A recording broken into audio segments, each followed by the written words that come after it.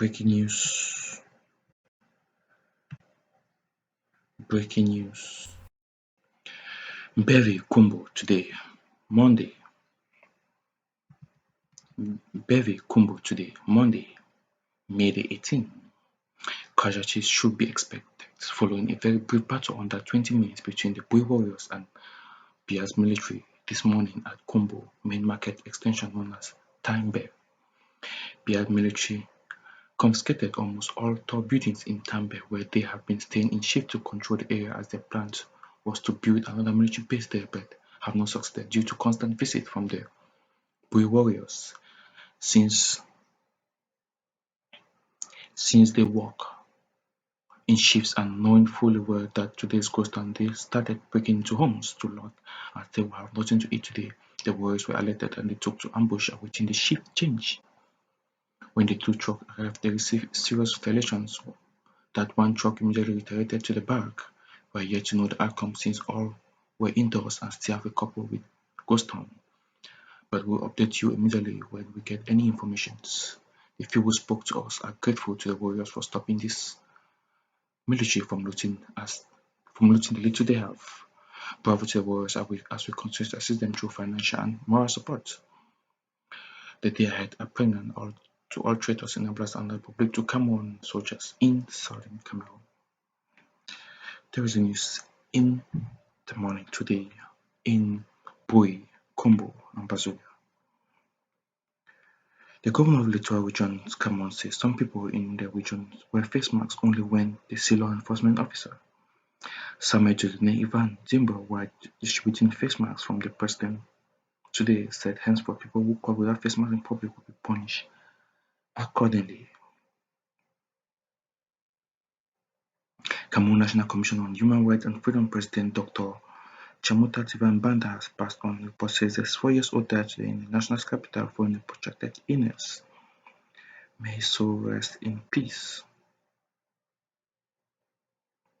Limbe student cry fall over exorbitant HND registration fee. Boko Haram killed 2 in the far north, while Cameroon and other world fights COVID-19. Boko Haram is killing brutally in Monja village in the far north region. Tanzanian president accused of COVID-19 cover-up. The Tanzanian president opposition party ACT has accused the president of broadcasting selected few statistics to falsely claim there have been a big drop in the COVID-19 in the country.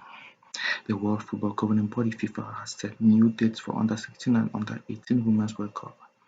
The under-17 World Cup will run from January the 20th to February the 6th, 2021 in India, while the under-20 will take place from the 17th of February to March the 7th, 2021.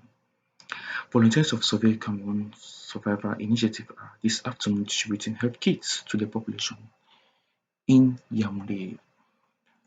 This afternoon distributing health kits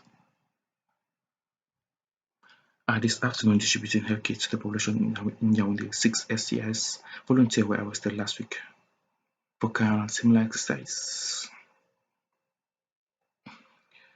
Archbishop Samuel Nkia warns public about circulation of fake COVID-19 treatments. Cameroon, where public appearance of President Son raised eyebrows.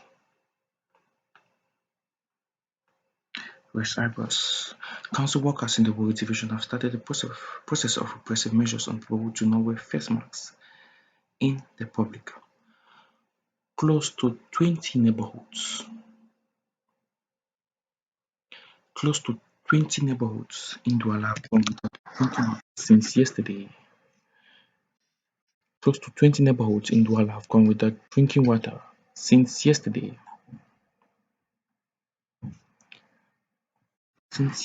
May 17, in a communique, Kamata explained that the interruption of water is due to a scheduled power cut at the region.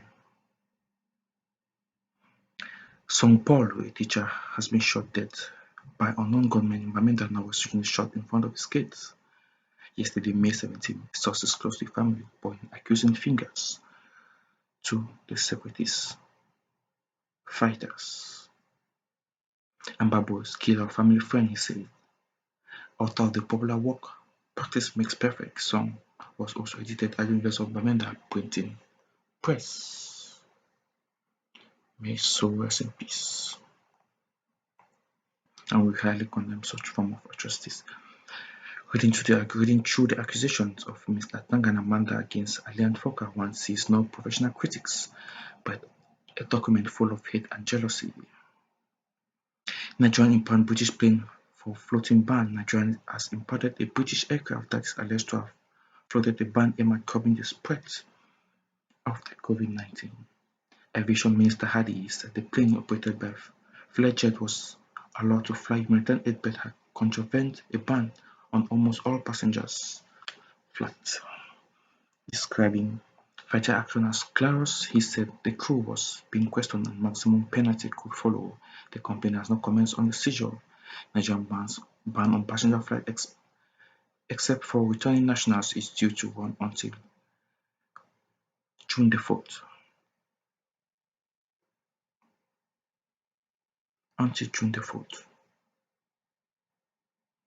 Minat boss Paul Atangaji dispatches via 2 million face masks nationwide in the country.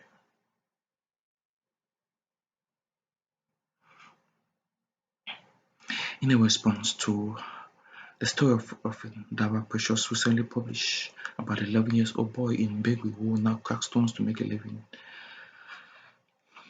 we learned that environmental accompanied by officials of African Women and Children Empowerment has initiative have visited the child Dawa Precious, a class 2 dropout, has expressed their wish to return to school and become a medical doctor in future if assisted. African Women and Children Empowerment Initiative have pledged to assist Dawa Precious accomplish his dreams, contribution also on the way to assist the boy. Details will come by soon. Bangalore woman pled for release of their jailed husband. A Bangalore woman has pleaded for the release of her jailed husband. The chairman of National Commission for Human Rights and Freedom passed away. State ignores call to show proof of the death or life of Kamsaji member Samuel Wazizi, who was picked up by the government forces 291 days ago, and his whereabouts is unknown. We call on his release and his freedom. Chieftaincy dispute has been raging for the past 4 years in Bangalore in a village in the West Northwest regions. The dispute erupted during an attempt to unseat from Jafar Isaac, who was also a politician and a member of the ruling CPDM party. Persistent call for peace and the intervention of some government officials have not been able to bring lasting peace to the village, not even over the 2 years Anglophone crisis that has morphed into a full-blown war in the country-speaking West, Northwest, and Southwest regions. In the latest turn of events, some notable from Bangolan were arrested by force of law and order alleged ordered by Septem Baron von Chafak. They were detained for 3 days in a local church premises, turned military barrack before being transferred to Bamenda Central Prison yesterday.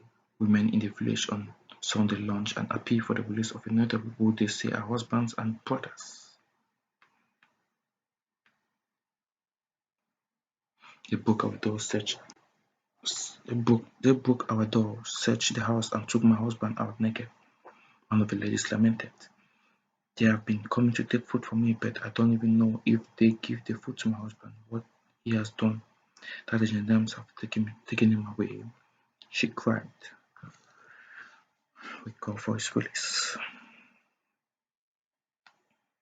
We call for the immediate release. Call for the immediate release.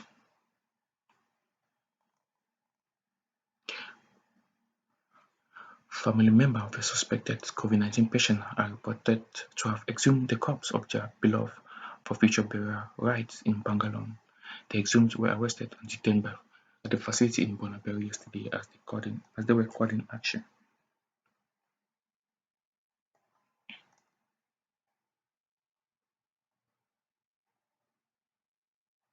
Chinese President Xi Jinping pledged $2 billion as COVID-19 response. The Chinese President Xi Jinping said on Monday that his country will provide $2 billion over 2 years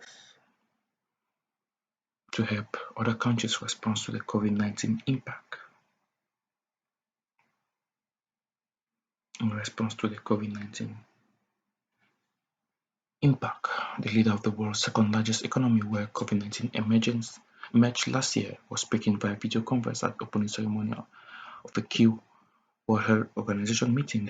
China will provide $2 billion over 2 years to help with COVID-19 response and with economic and social development in affected countries, especially developing countries. Xi Jinping said according to an official English translation. She added that when a vaccine for the disease is available, it will be made a global public good. Some Chinese companies are at the forefront of developing and testing for the COVID-19 vaccine. The 73rd World Health Assembly, whose annual gathering kickoff Monday, is a decision-making body of the WHO, which is the United Nations Specialized Global Health Agency. The meeting of 194 members typically occurred in Geneva, Switzerland, were dedicated upon the organization leadership, priorities and budgets. This year, due to the coronavirus, the shortened session is set to run virtually.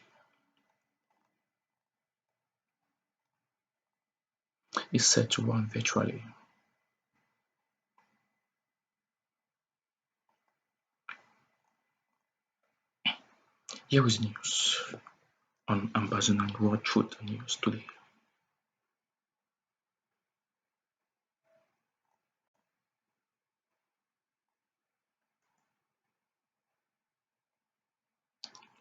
Please do not forget to share this and keep listening. Gunshots have been heard around Ntarikum, Bamenda yesterday night. Please share this and share and share and share. Thank you for listening.